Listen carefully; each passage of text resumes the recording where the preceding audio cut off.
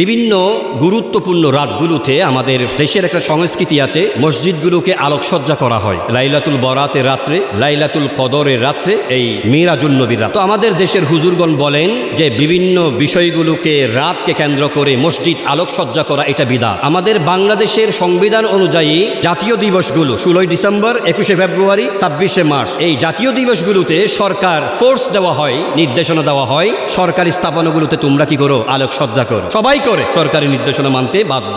যারা গিয়েছেন তারা দেখেছেন মদিনাতুল মুনাওয়ারায় উহুদ পাহাড় বলতে একটা পাহাড় আছে, যেটা প্রিয় নবী সাল্লাল্লাহু আলাইহি ওয়াসাল্লামের সাথে জান্নাতে যাবে। সেই উহুদ পাহাড়ে সৌদি সরকার, সে কোনো কাজকর্ম নাই, চতুর্দিক দিয়ে আলোকসজ্জা করেছে উহুদ পাহাড়ের উপরে সৌদি সরকার। একটু জবান করে বলুন সুবহানাল্লাহ।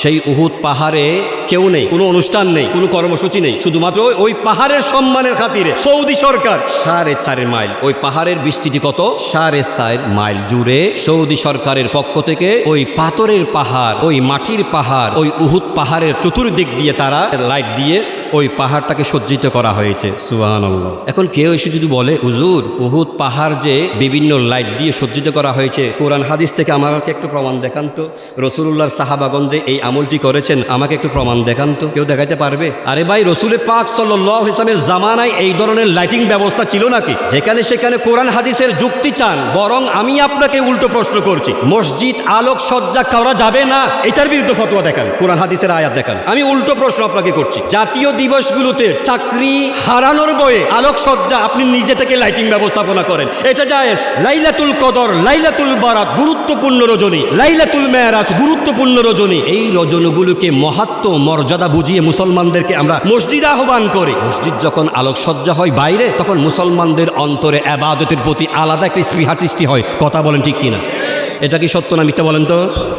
এতদিন তো আলোকসজ্জা দেখতেছি না, আজকে কেন? তখন বলা বলি হয় যে ভাই আজকে লাইলাতুল মেরাজ। তখন ওনার অন্তরে, ওনার কলবের ভিতরে এই রাতের পরই আলাদা একটা সম্মান, একটা গাম্ভীর্য সৃষ্টি হয়। ইবাদত করবার জন্য ওনার কলব থেকে অনুপ্রেরণা সৃষ্টি হয়। কথা বলেন ঠিক কিনা? এখন সিদ্ধান্ত আপনাদের। লাইলাতুল বরাতের রজনীতে বাংলাদেশে অনেক মসজিদ আছে বড় বড় তালা মেরে এশারের পরে চলে যায়। কথা বলেন ঠিক কিনা? লাইলাতুল কদর রাত্রিতে একই অবস্থা, লাইলাতুল বরাতে একই অবস্থা, লাইলাতুল মেরাজ একই অবস্থা। কেন ভাই? মুসলমানদের তো উচিত ছিল ঐক্য হওয়া, ঐক্য বিনষ্ট করলেন আপনি। কথা বলেন ঠিক কিনা? এই অপরাধে আপনাকে অপরাধী হতে হবে। এই অপরাধে কি হতে হবে?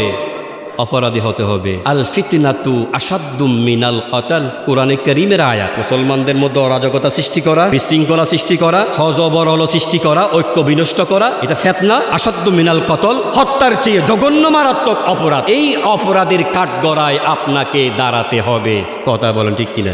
আজ থেকে 4 বছর আগেও বলেছি ভাই আহলে সুন্নাত ওয়াল জামাত হক, এখনো বলছি হক, মৃত্যুর আগ পর্যন্ত বলেই যাব হক। কেউ বাসা বাড়িতে দাওয়াত দেন বা দোয়ার জন্য পকেটে কিছু হাদিয়া দেন বা না দেন, এটা আপনার ব্যক্তিগত ব্যাপার। যেটা হক সেটা বলেই যাব। তবে আমি আপনাকে বলে দিতে চাই চূড়ান্ত কথা, ভাই দিন শেষে এই সত্য বিষয়টাই আপনাকে মেনে নিতে হবে। কথা বলেন ঠিক কিনা?